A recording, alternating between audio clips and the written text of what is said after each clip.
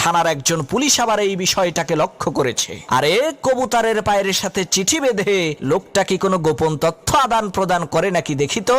সেই পুলিশ গুলি করে সেই কবুতরটাকে আকাশ থেকে নামিয়ে কবুতরের পা থেকে চিঠিটা হাতে নিয়ে খুলে দেখে চিঠিতে লেখা আছে, আল্লাহ, আমি খুবই গরিব, অসহায়, ঋণে জর্জরিত একজন মানুষ।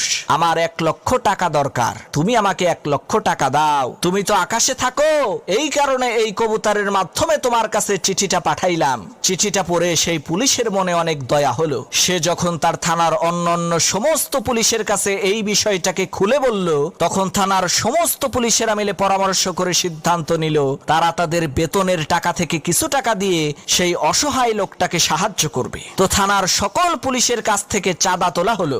দেখা গেল 50,000 টাকা হয়েছে। তখন ওই পুলিশ 50,000 টাকা নিয়ে ওই গরিব অসহায় লোকটার হাতে দিয়ে বলছে, ভাই, তুমি যে আল্লাহর কাছে চিঠি লিখে সাহায্য